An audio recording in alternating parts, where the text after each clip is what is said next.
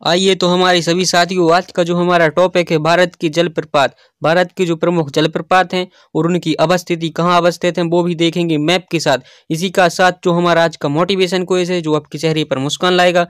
बुरे हालात हुए तो क्या हुआ, हम भी अपनी जिद पर अड़े हुए हैं। सपने बड़े हुए तो क्या हुआ, हम सपनों के पीछे हाथ धोकर पड़े हुए, हम सपनों के पीछे नहा धोकर पड़े हुए हैं। इसी के साथ जो आज का हमारा टॉपिक है प्रमुख जलप्रपात, तो सबसे पहले हम देखते हैं जोग गरसोप्पा या महात्मा गांधी जलप्रपात। तो यह है इसकी जो अवस्थिति है मैप में हम देखेंगे। यह कर्नाटक राज्य में अवस्थित है। कहाँ पर? कर्नाटक राज्य में अवस्थित है। और यह किस नदी पर बना हुआ है? शरावती नदी पर बना है। शरावती नदी पर है जो गरसोप्पा या महात्मा गांधी जलप्रपात है। यह जो है इसका मुख्य आकर्षक केंद्र बना हुआ है। पर्यटन की दृष्टि से यह कर्नाटक का मुख्य आकर्षक केंद्र बना हुआ है। अब हमारा जो अगला जलप्रपात है शिव समुद्रम जलप्रपात। कौन सा? शिव समुद्रम जलप्रपात। यह भी कर्नाटक राज्य में है और यह कावेरी नदी पर स्थित है। शिव समुद्रम जलप्रपात है जो कावेरी नदी पर अवस्थित है। अब जो कावेरी नदी है जो इसको हम देख लेते हैं, इसका उद्गम कहाँ से हुआ है, यह कहाँ से निकलती है। तो कर्नाटक में जो ब्रह्मगिरी पहाड़ी है वहां से इसका उद्गम होता है। अब हम देखते हैं तो इसी के पास और शिव समुद्रम परियोजना स्थापित की गई है। भारत की पहली विद्युत परियोजना मानी जाती है। कैसी पहली विद्युत परियोजना मानी जाती है? शिव समुद्रम परियोजना। शिव समुद्रम जलप्रपात है जो कर्नाटक राज्य में अवस्थित है। अब अगला जलप्रपात है गोकट जलप्रपात। कौन सा? गोकट। यह भी गोकट नदी पर है जो और कर्नाटक राज्य में है। कर्नाटक राज्य में अवस्थित है।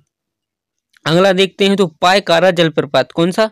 पायकारा जलप्रपात। यह नीलगिरी की पहाड़ियों पर है और पायकारा नदी पर। नीलगिरी पहाड़ियों और इसकी जो अवस्थिति है पायकारा जलप्रपात की कहाँ पर है? तमिलनाडु राज्य में। तमिलनाडु राज्य में है पायकारा जलप्रपात।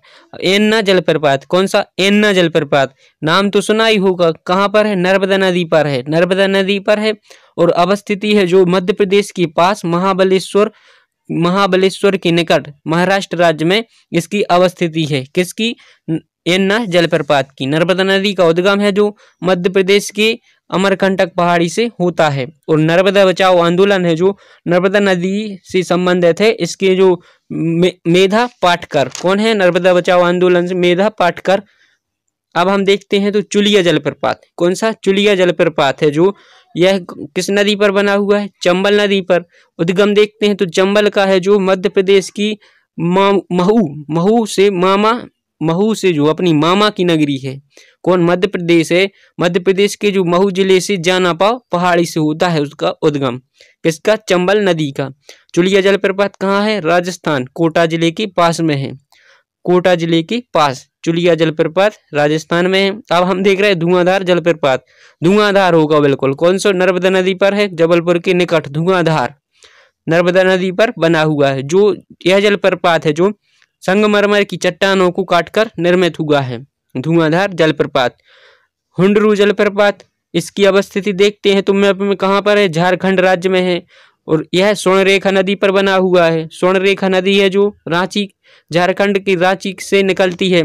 अगला जलप्रपात है जो हाथी झरना जलप्रपात। कौन सा? हाथी झरना जलप्रपात। यह मेघालय राज्य में स्थित है। हाथी झरना जलप्रपात शिलोंग जिले में अवस्थित है। कहाँ? शिलोंग जिला, मेघालय का शिलोंग जिला है। हाथी के आकार की आकृति बनने के कारण इस जलप्रपात को एलिफेंट फॉल कहा जाता है। अब अगला है जो हमारा क्षुद्रमा जलप्रपात। यह उड़ीसा राज्य में अवस्थित है। क्षुद्रमा जलप्रपात है जो उड़ीसा राज्य में अवस्थित है और मुचकुंद नदी पर बना हुआ है। किस पर? मुचकुंद नदी पर बना हुआ है। चित्रकूट जलप्रपात। चित्रकूट जलप्रपात है जो छत्तीसगढ़ राज्य में इंद्रावती नदी पर निर्मित है। इंद्रावती नदी पर निर्मित है। अद्भुत आकृति के कारण इसे भारत का नियाग्रा जलप्रपात कहा जाता है। भारत का नियाग्रा जलप्रपात किस जलप्रपात को कहा जाता है? चित्रकूट जलप्रपात को कहा जाता है। अब हम देखते हैं जो पुनासा जलप्रपात है। पुनासा जलप्रपात किस नदी पर बना हुआ है? चंबल नदी पर बना हुआ है। और बिहार जलप्रपात है जो यह किस नदी पर है? टोंस नदी पर। बिहार जलप्रपात है जो टोंस नदी पर अवस्थित है।